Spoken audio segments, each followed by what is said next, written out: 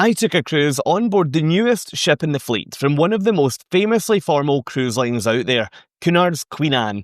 Having previously taken cruises on board both Queen Elizabeth and Queen Mary too, I wasn't sure what I'd think of this one. I'd seen some incredibly positive reviews about this ship, but also some pretty negative ones. The positives suggested that I'd maybe find this ship to be an absolute stunning feat of engineering and a modern masterpiece.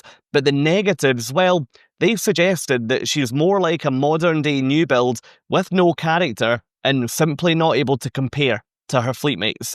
In all honesty, I was nervous about this cruise because I've previously really loved cruising with Cunard, and I didn't want this experience to ruin that for me. I took this cruise with my friend Laura, who you might remember from other cruise videos here on YouTube.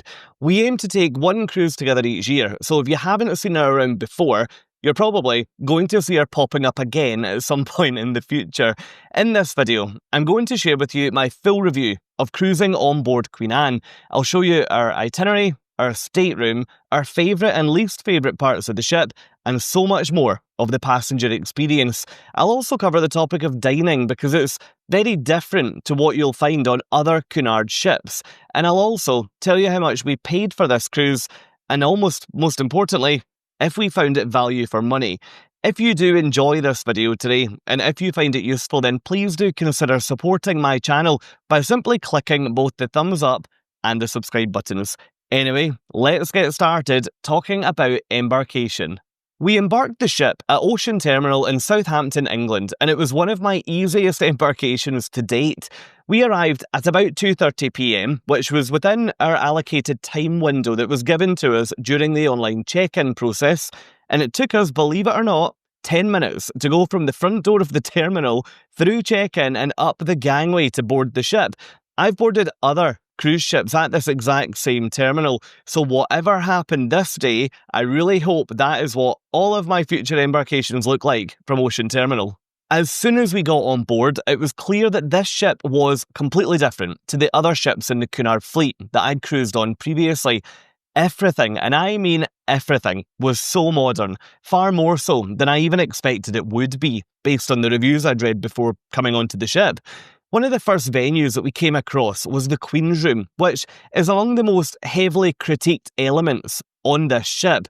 You'll find a Queen's Room on each of the Cunard ships, and it's one of the venues that the really loyal Cunarders have grown to love, and for good reason. The Queen's Room is the traditional ballroom on board, and Queen Anne's take on this really is quite fascinating. It couldn't have been any more unapologetically modern and different to what's on the other ships. This was a general theme throughout the whole ship. Unapologetically modern and different. I'll warn you now, you're going to hear me say that phrase multiple times throughout this review. The Queen's Room on Queen Anne spans both decks 2 and 3, with the main dance floor being on deck 2 and the mezzanine seating area being up on deck 3. In all honesty, I can understand why some people don't like this compared to what's out there on the other ships in the fleet, but personally I thought it was super refreshing and really quite exciting to see a company like Cunard trying something so different. Anyway, I'll come back to show you more of the ship later in this review, but let's now move on and let me show you our stateroom for this cruise. We were allocated stateroom number 6014 for our cruise, which was a BE grade balcony cabin. If you're not familiar, there are actually 7 different grades of standard balcony cabin on Queen Anne. There are 9 different types of balcony cabin in total, but 2 of these are for the club balcony category, which is different to what we're looking at here. So let's stick with 7 for the purpose of this review. 2 of these 7 grades of balcony cabin are for partially obstructed view balconies, and the remaining 5 are for standard balconies. A BE grade, which is what we were allocated, is either at the front of the ship or at the back of the ship, and you'll find them on decks 4, 5, 6, 7, 8 and 9. So they're sort of all through the ship, either at the front or at the back. Our cabin was right at the very front of the ship. In fact, there were only 5 other staterooms further forward than ours. Now, I did worry about this when I saw the allocation come through on my booking because the cabins at the front of a cruise ship generally experience more motion than in the middle of the ship, for example. A few years ago, my friend Laura and I cruised to Alaska from Seattle, and on our first day at sea heading north to the Inside Passage, she really didn't feel too well, so I was hoping and praying that that wasn't going to repeat itself on this cruise because of the location of our cabin. We were overall really impressed with our cabin for this cruise. It was super comfortable, and the colours used made it feel really quite moody and luxurious. I don't often cruise in balcony cabins because I tend to cruise solo a lot of the time, and the solo supplements on rooms like this can be huge. So it was such a luxury to have our own little bit of private outside space with this cabin. The room did feel noticeably smaller than what I'm used to on other ships. Two particular areas that felt small were the sofa, which was over by the window. That was a very snug seat for two people. And the other area was over by the entrance to the bathroom. If you were using the wardrobes there, it was almost impossible to squeeze along behind the person. So it would appear that the rooms must be slightly more narrow than what I'm used to. Speaking of the bathroom, let's go and take a look in there. A few years ago, I took a cruise on board Rotterdam, which was the newest cruise ship in the Holland America Line fleet, and my cabin bathroom was, without a doubt, my favourite cabin bathroom that I've ever had on any cruise ship. So I was delighted to find out that my bathroom on board Queen Anne was exactly the same. Now, why was this? Well, in a nutshell, both Queen Anne and Rotterdam are the same ship class. So they're both what's called a Pinnacle class cruise ship, despite the fact they're obviously operated by two different cruise lines. There are 4 ships in total within the Pinnacle class. They are Queen Anne, Rotterdam, Koningsdam and New Statendam. So Queen Anne is the only Pinnacle class cruise ship not operated by Holland America Line. If you've cruised on any of these other ships, there's a fair chance that as we go through this video today, you'll see some things that remind you of your cruises on board those other ships. One thing that did really annoy me about this cabin was the nightlight that was over by the bathroom door. The reason this annoyed me was because I couldn't figure out how to turn it off. I had no idea, and that meant that every single night when I went to bed, I would pile up clothes or cushions over the light to block out any light from coming into the room. I am a bit of a nightmare when it comes to light in a room, both at home and also when I travel. If there's the tiniest little bit of light, I just cannot sleep. I even travel with things that I can put over the little red light on televisions. Honestly, I get so frustrated. So when I couldn't figure out how to turn out this light, I'm sure you can imagine how annoyed I was getting. It's fair to say my annoyance peaked on the final morning of the cruise when I realised that this nightlight was controlled with a really simple light switch beside the bed that I just hadn't thought to try.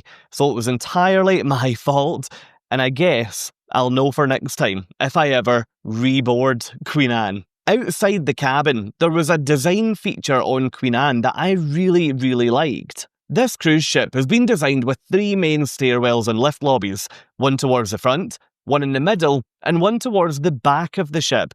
When you're in the long corridors of passenger cabins or staterooms, it can get quite disorientating and difficult to remember where you are. For that reason, Cunard have opted to install carpets with coloured arrows through all of these corridors.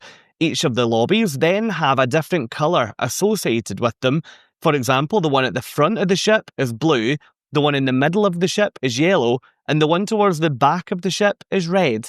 The coloured arrows on the floor will then tell you not only which direction to walk to get to your closest lift lobby, but also which lobby you're walking towards.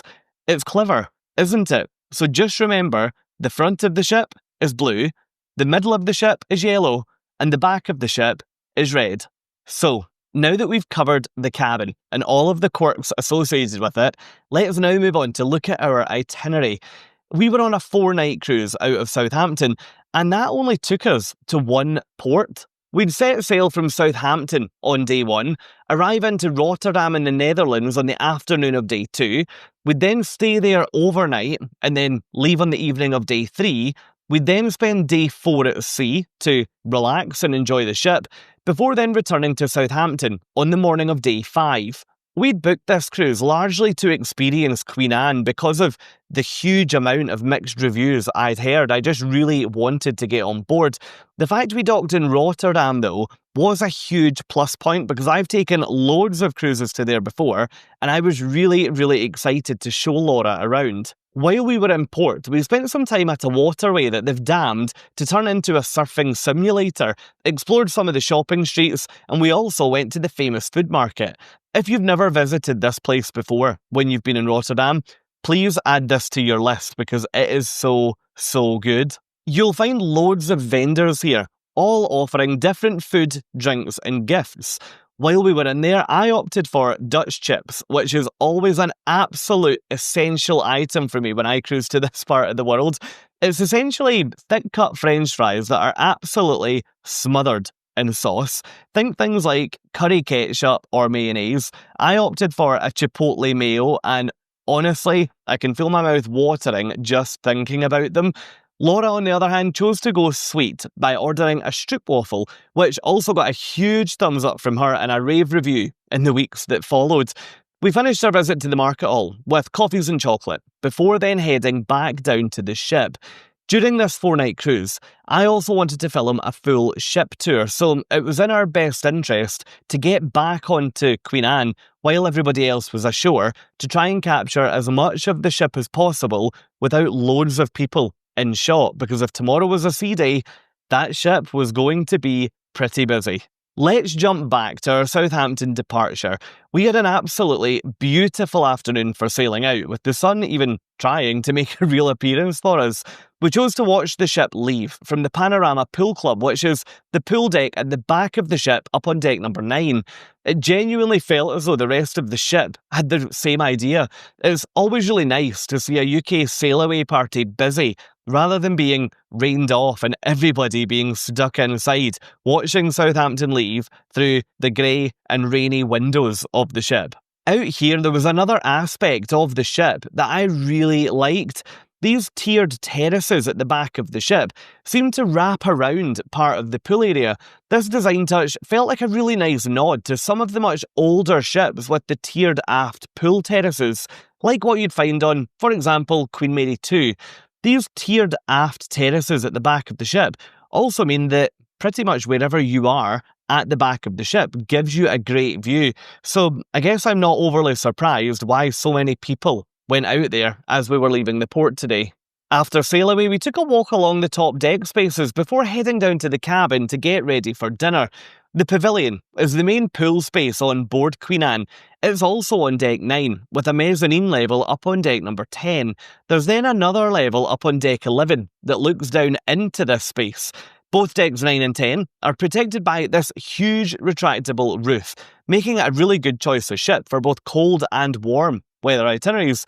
There's also a huge digital screen at one end that they can use for things like streaming sports or playing movies, so it really is quite a versatile space. And I really enjoyed coming up here in the evening, both on Queen Anne and also Rotterdam, that other Pinnacle class ship that I told you about earlier. The pavilion also has a poolside grill that offers pretty much everything that you would expect from a grill beside the pool on a cruise ship. However, there's something upstairs that's really quite different.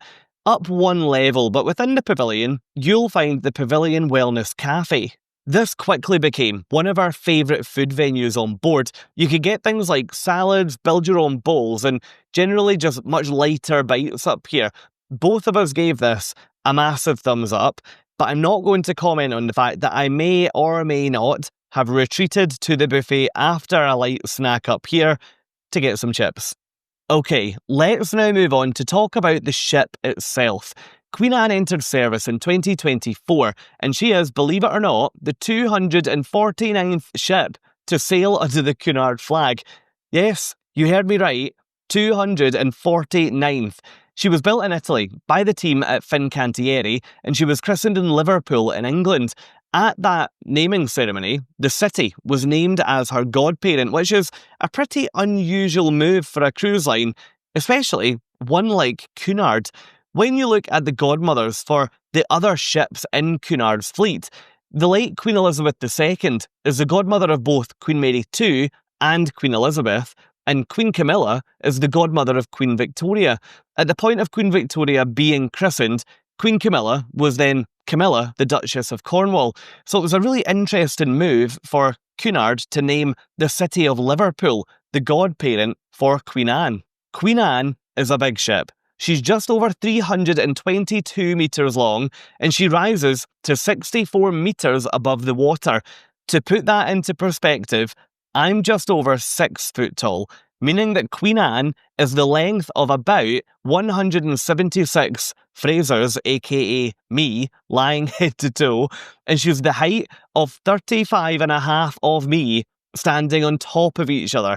A terrifying thought, I know, so don't worry, that's not going to be an official form of measurement from this point on. Let's move on. Thinking about the onboard experience, let's go back to my earlier point about this cruise ship feeling unapologetically modern and different to the rest of the fleet. Queen Anne is genuinely one of the most refreshing cruise ships I've sailed on in such a long time. Cunard has a reputation across the cruise industry that I know turns quite a lot of younger cruisers off, largely due to the fact that they don't like, or they maybe feel quite intimidated by, the more formal feel of the grand lobbies on the other ships. I remember walking into Queen Elizabeth's grand lobby for the first time, and I genuinely felt like I was on such a historic ship, rather than one that launched in 2010. It's as if through launching Queen Anne, Cunard are trying to target a whole new demographic of person. I've met so many people out there who have watched my content from Queen Anne, and they have said that they would actually consider cruising on this ship, but they wouldn't have thought about something like Queen Mary II or Queen Elizabeth, which I've also featured previously. By comparison to the grand lobbies on the other ships, the grand lobby on Queen Anne does feel like a luxurious environment, but it's a really different type of luxury. In my opinion, it's really understated here compared to the rest of the fleet. To be honest, it feels like more of a main atrium on a modern cruise ship than a grand lobby on a Cunard ship. The fluffy red carpets that you'll find on the sister ships are a thing of the past, and in here, they've been replaced by much more colourful and much more abstract designs throughout, with the lowest level of the grand lobby actually being tiled.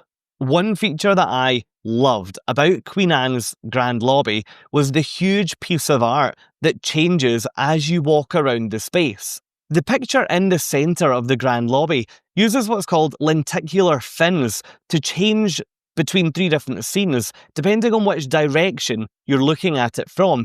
They all show different aspects of the Cunard story, and I couldn't get enough of just walking round that grand lobby, seeing the picture change. I found it absolutely amazing to see. While I was on the ship, I was also able to take a look at some of the most exclusive areas on board that are reserved for only the people cruising in the most premium accommodations. That's right, the grills. On board Queen Anne, you'll find a grills lounge that's available for use by anyone staying in either a Princess Grill or a Queen's Grill stateroom for their cruise. In here, there's a bar and also a concierge to help with any questions or problems that you might have. The lounge area itself doesn't have any windows to offer any direct views out to the ocean, which I did initially think was a complete oversight. But they very cleverly got around this by installing a huge roof lantern to flood the whole space with natural daylight. Coming off of one side of this lounge, you'll find the Princess Grill, which is reserved for anyone in a Princess Grill stateroom, and coming off the other side, you'll find the Queen's Grill, which is reserved for anybody cruising in a Queen's Grill stateroom. Both of these restaurants are absolutely gorgeous, and they do feel like a really intimate and a really special place to enjoy your meals while you're cruising. That said, I did really like the Britannia restaurant, which is the main dining room that's included for everybody else on board downstairs. You'll see that later in this video. Directly above these venues is where you'll find the grill's terrace. This is a space that's locked off from the rest of the ship. In other words, regular cruisers can't walk through here. Now, this is one of the elements of Queen Anne's design that made her so annoying. I got so frustrated by this element throughout the cruise. What made this design feature really frustrating was that the grille's terrace actually takes up the entire width of the ship up on the top deck, meaning that as you walk forward from the back of the ship on deck 11, you're met with the locked doors on either side of the ship that can only unlock when they're presented with a grille's suite room key. That means that if you're not cruising in a grille's suite, you'll have to turn around, walk back along to the back of the ship on deck 11, go down to deck 10, down to deck 9, through the artisan's food hall, through the pavilion pool area, and then back upstairs. I honestly felt as though I got caught out so many times, and I was living this cruise, constantly going up and down the stairs, and I couldn't help but think, as someone who's cruised a lot, if it's catching me out, how many times is the average person getting caught out by the fact they can't walk along the top deck? In contrast to this, when I was on board Rotterdam, the other Pinnacle class cruise ship I told you about, it was interesting to see that they've designed the top decks completely differently to how Cunard have designed them for Queen Anne. Instead of this locked off, suite guest only space on Queen Anne, Rotterdam actually has a sports court and lots of open deck space there to just walk around the ship. They do have a more exclusive private sun deck, but that's away at the front of the ship, up at the top of the ship. So it's secluded from where most cruise passengers would be. I personally much preferred that approach, but on Rotterdam, it's much, much smaller. So I believe the suite accommodation on Queen Anne is much larger than what it is on Rotterdam, and therefore the grille's terrace just has to be so much bigger. I really like the fact that Queen Anne is a clear signal from Cunard that they're open to trying new things. On our first night on the ship, we went to a show at a venue called the Bright Lights Society. In the evening, this place is nice and dimly lit, and it's a bit of a supper club style venue. It offers entertainment options that I've never seen on a Cunard cruise before.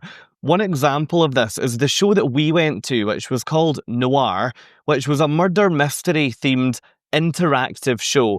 And oh my goodness, I thought it was going to be interactive, but I had no idea just how interactive this show was about to become. Because I hate being plucked up on stage at any time, we avoided the front row completely and we sat one row back.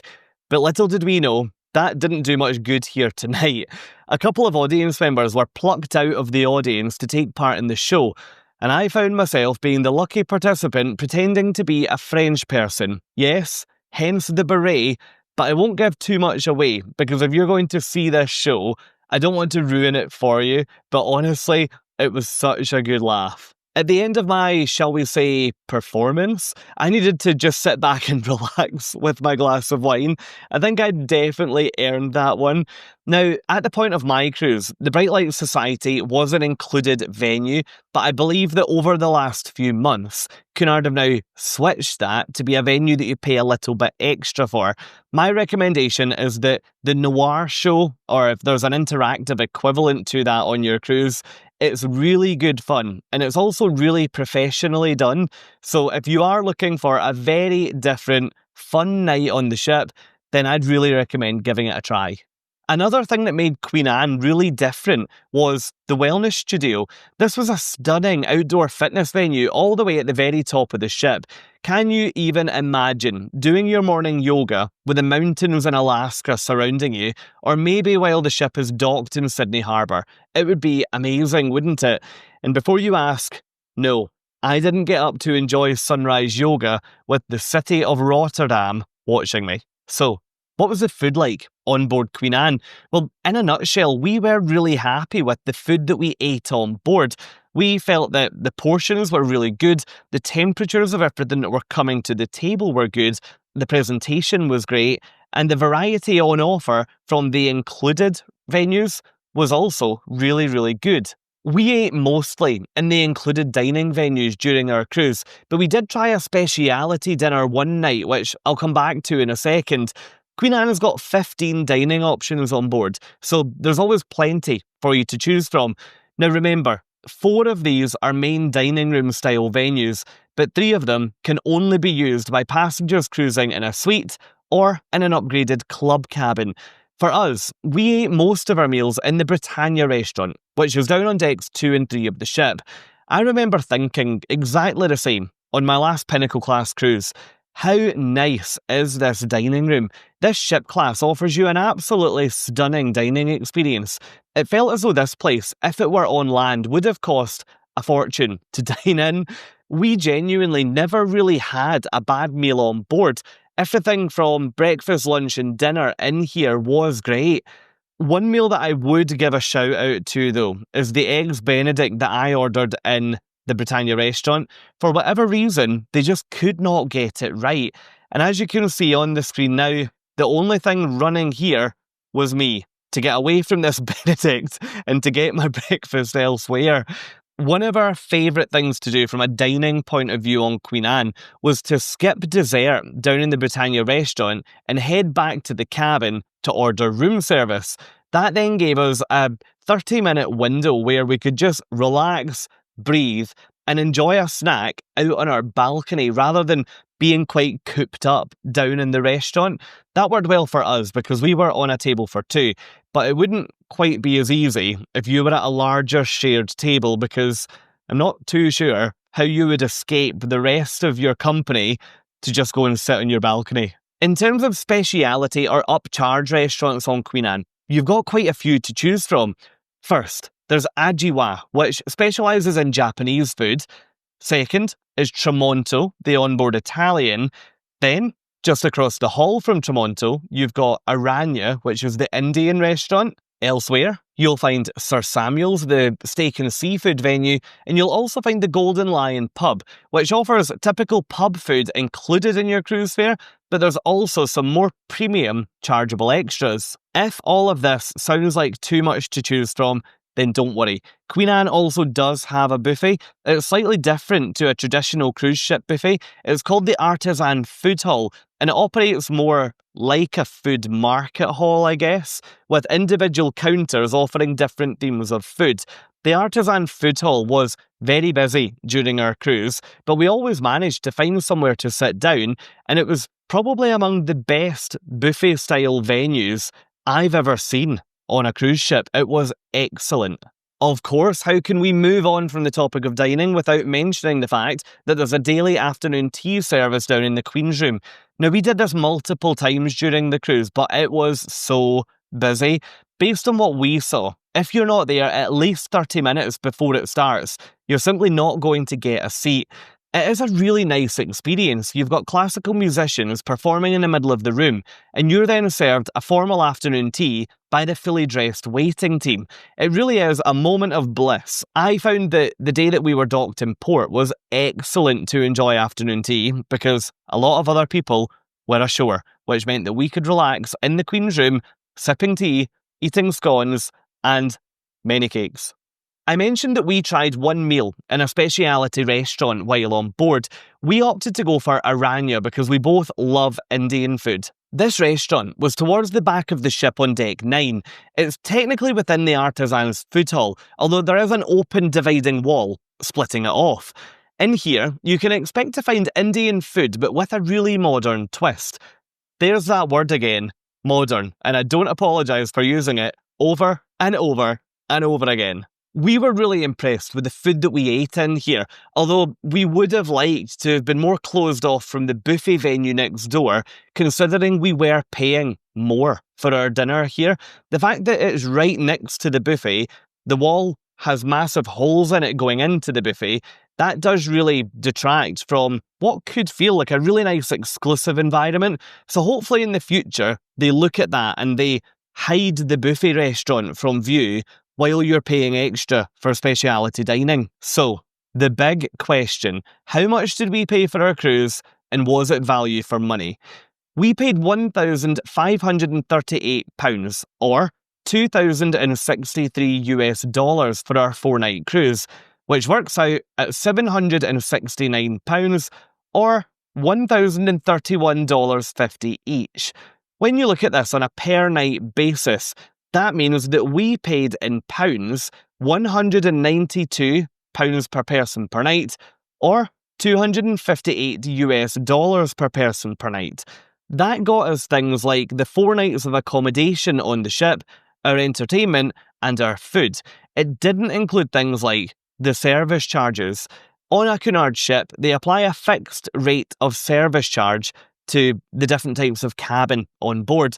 For our cabin, that was a $17 service charge per person per night, meaning that that was a further cost of 68 US dollars, or about 50 British pounds for the duration of our cruise. Everything we then bought from the bars on board or the spa on board was then also subject to a service charge of 15% per purchase. This is a service charge that's always really frustrated me in all of the cruises that I've taken. I would much rather the prices just included the service charge. That might be because I come from a country that doesn't advertise a price and then you add tax on separately.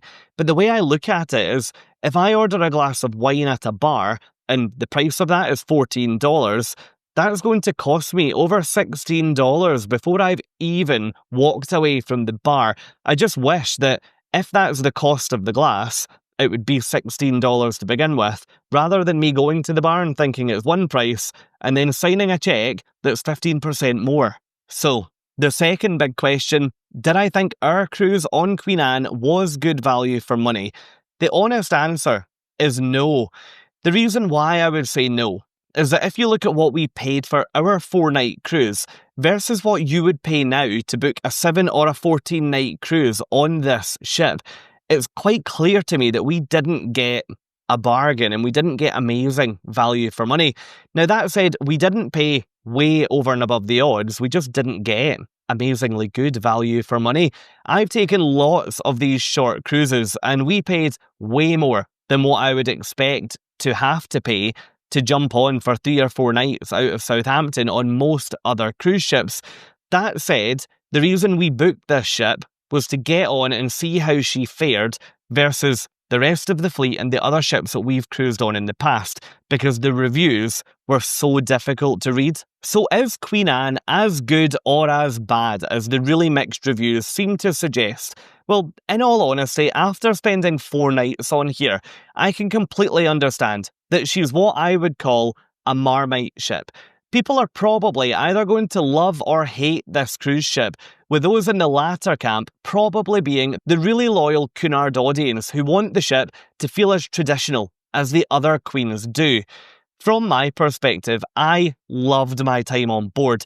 I think Queen Anne is absolutely beautiful. She's a stunning ship and you cannot deny that, even if she's not really to your taste. My biggest bit of advice to you, if you are looking at cruising Cunard, and you're already doing it if you've made it this far into this video, is to just do your research.